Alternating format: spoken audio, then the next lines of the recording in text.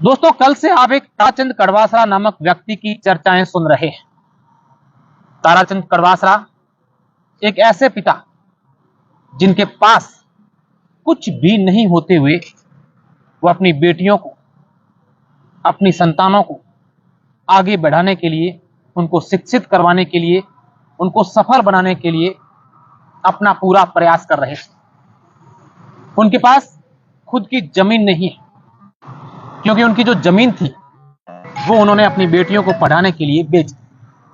27.5 बीघा जमीन, उन्होंने 7-8 लाख रुपए का कर्ज भी लिया है, ताकि वो चाहते थे कि उनकी बेटियां बीना, मोनिता और मोनिका, साथ ही उनका इकलौता बेटा नवीन, ये सब पढ़े, आगे बढ़े, सरकारी नौकरी लें और अपने पिता का नाम रोशन।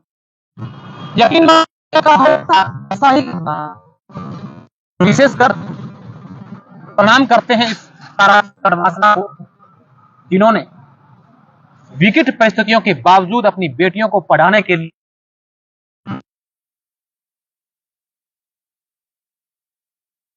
कड़वासरा के लिए काल बनाया।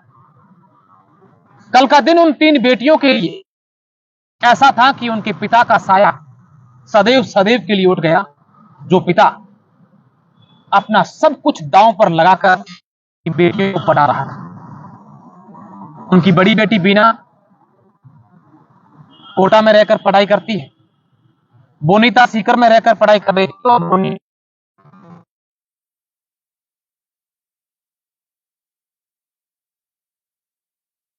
तो कुचामन में सभी 4 औलादें अच्छी कोचिंग सेंटरों में जाकर के पढ़ाई कर रहे थे। ताराचंद ने अपनी बेटियों को पढ़ाने के लिए, उनके पैसे खर्च करने के लिए अपनी जमीन बेच, 27.5 बीघा जमीन उसके गांव में नागौर जिले के दोतानी में थी, वो बेच दी, कर्जा लिया।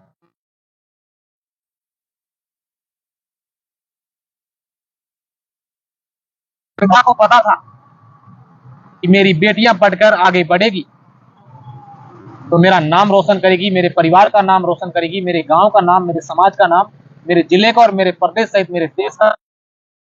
यही सोच के साथ ताराचंद अपनी बेटियों को लगातार पढ़ा रहा।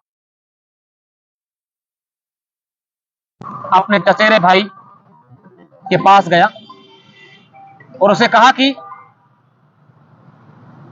अपने को सीकर चलना है, कि फीस भर के आनी है, कुछ सामान बेटी को देकर आना है, क्योंकि उनके पास गाड़ी नहीं थी। ताराचंद के पास, उनके चचेरे भाई के पास एक अल्टो कार।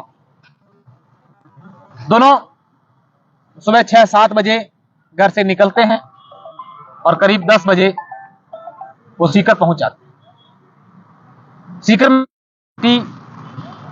जिस कोचिंग में पढ़ती थी, जहां पर रहती थी, वहां पर वो पहुंचने वाले थे, उसके आगे ही पहुंचे। इस दरमियान वहां पर एक गैंगवार होता है और राजस्थान के हिस्ट्री सीटर राजू ठेठ की वहां पर हत्या कर दी जाती है। 4 बदमाश आते हैं, गोलियां चलाते हैं, 52 गोलियां चलती हैं, 3-4 लोगों को गोली भी लगती है। इस घटना को अंजाम देने के बाद 4 बदमाश वहां से भागते हैं। इस दरमियान उनको ताराचंद की अल्टो कार दिखती है। जब वो कार छीनने की कोशिश करते हैं उन दोनों भाइयों से, तब ताराचंद उनका विरोध करता है कि हमारी कार क्यों दें आप कौन है? और इस दरमियान वो बदमाश उस निर्दोष पिता को गोली मार देते हैं। उन बेटियों की आस के पिता को गोली मार देते हैं, जो बेटियां हर समय यही इंतजार करती रहती हैं कि मेरे पिता आएंगे, हमारी फीस भरेंगे, हमारे सपने पूरे करेंगे, हमारी जो ख्वाहिशें हैं वो हमारे पिता पूरी करेंगे।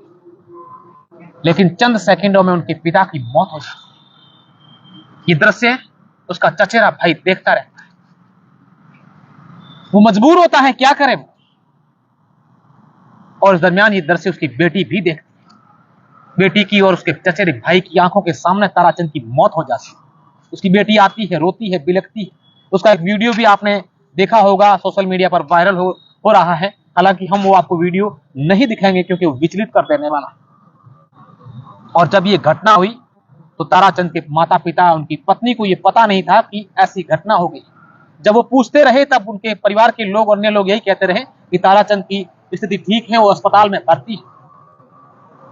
और हर कोई अब यही कह रहा है कि आखिर उन 3 बेटियों के पिता की क्या गलती थी, जो पिता अपनी बेटियों के लिए सब कुछ दांव लगाकर ये कर रहा था, उनको पढ़ा रहा था। हालांकि उसके बाद उनके परिजनों ने, कुछ जनप्रतिनिधियों ने उनके शव जो है सीकर में रखा है, उसके बाद धरना दे दिया है और सरकार से मांग कर रहे हैं कि उनको 50 लाख रुपए का आर्थिक मुआवजा दिया जाए, एक सरकारी नौकरी दी जाए। हालांकि सरकारी नौकरी या मुआवजा मिलता है या नहीं मिलता है, ये एक अलग बात।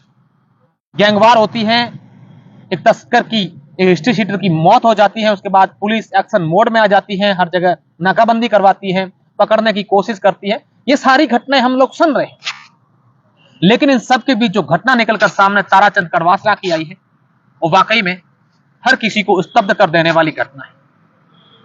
ये पिता तमाम उन बेटियों के पिता के लिए प्रेरणा थी। एक जमाना होता था जब बेटियों को बोझ माना जाता था, बेटियों को भार माना जाता था, लेकिन आज के जमाने में हर कोई व्यक्ति बेटियों को पढ़ाना चाहता है, आगे बढ़ाना चाहता है।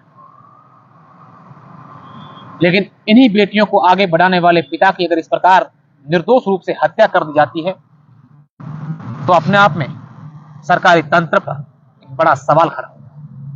उम्मीद करते हैं कि उन बेटियों को संबल मिले, उनकी आत्मा को भगवान शांति दे, उन बेटियों को ढांढस बनाने में हम सब सहयोग करें। और मैं भी कोशिश करूंगा कि बहुत जल्द उन बेटियों से मिलने उनके पास नागौर जाऊं और आप लोगों से वहां जाकर एक मदद की गुहार करूंगा, ताकि इन बेटियों का सपना अधूरा नहीं रहे।